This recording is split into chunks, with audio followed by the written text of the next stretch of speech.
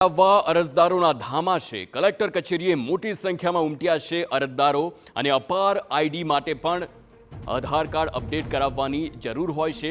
વિદ્યાર્થીઓનો શૈક્ષણિક રેકોર્ડ રાખવા માટે અપાર આઈડી કાર્ડ આપવામાં આવે છે।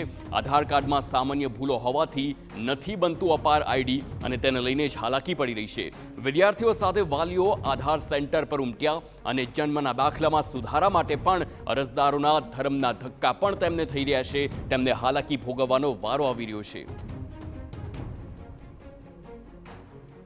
શાળાઓમાં અભ્યાસ કરતા બાળકો માટે અપાર આઈડી ફરજિયાત થવાને કારણે બાળકોના જે ડોક્યુમેન્ટ હતા જેની અંદર ક્યાંક સુધારા વધારા કરવાના હોવાને કારણે મોટા પ્રમાણમાં વિદ્યાર્થીઓ તેમના વાલીઓ સાથે અત્યારે આધાર કાર્ડ અપડેટ માટે આવી રહ્યા છે। આપ દ્રશ્યોની અંદર જોઈ શક્યા છો ખેડા જિલ્લાના જે મુખ્ય કચેરી છે કલેક્ટર ઓફિસ તેને બહારના દ્રશ્યો છે। મોટા પ્રમાણમાં વિદ્યાર્થીઓ અને તેમના વાલીઓ અત્યારે આ જગ્યાએ આવેલા છે। કેટલાક વાલીઓ આપણી સાથે જોડાયા છે, તેમની સાથે વાત કરીશું। શું નામ છે બેન તમારું? બબીતા। શું પ્રોબ્લેમ છે? આધાર કાર્ડ કઢાવવાનું છે। એટલે છે જ નહીં આધાર કાર્ડ? ના, નવું કઢાવવાનું છે ને બાબા। શું અપડેટ કરવાનું છે? હા, ના, નવું જ કઢાવવાનું છે મારે તો। કોણે માંગ્યું છે? સ્કૂલમાંથી માંગ્યું શું છે। કીધું છે સ્કૂલમાંથી? પહેલાં તો અમારું આધાર કાર્ડનું જે નામ હતું પહેલાં એ પહેલાં સુધરાવવાનું હતું, તો એ સુધરાયું। પહેલાં ચૂંટણી કાર્ડ તમે સુધારાવો, પછી આધાર કાર્ડ સુધારો, પછી તમારા બાબાનું આધાર કાર્ડ નવું નીકળશે। બહુ લાંબી પ્રોસેસ છે આમાં તો।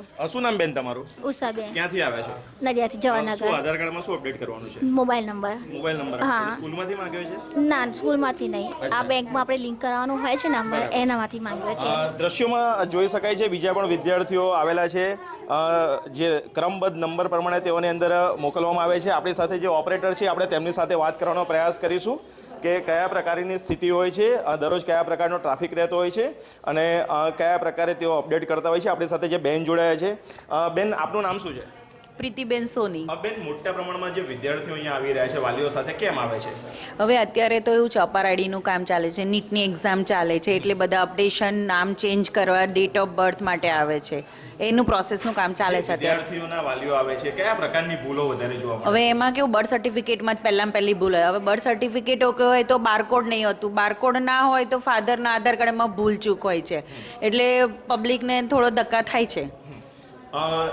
ખેડા જિલ્લાની વાત કરવામાં આવે તો મોટા પ્રમાણમાં જે વિદ્યાર્થીઓના જે જૂના આધાર કાર્ડ હતા કેટલીક ભૂલો હોવાને કારણે અપાર આઈડીની અંદર તે લિંક નથી થતું અને તેના જ કારણે વિદ્યાર્થીઓ અને વાલીઓ આધાર કાર્ડ સેન્ટર પર આવીને પોતાના કાર્ડ અપડેટ કરાવી રહ્યા છે। જો કે મોટા પ્રમાણમાં કલેક્ટર ઓફિસે ટ્રાફિક રહેતો હોવાને કારણે ખૂબ ઓછી સંખ્યામાં જે વિદ્યાર્થીઓ છે તેમના આધાર કાર્ડ અપડેટ થઈ રહ્યા છે।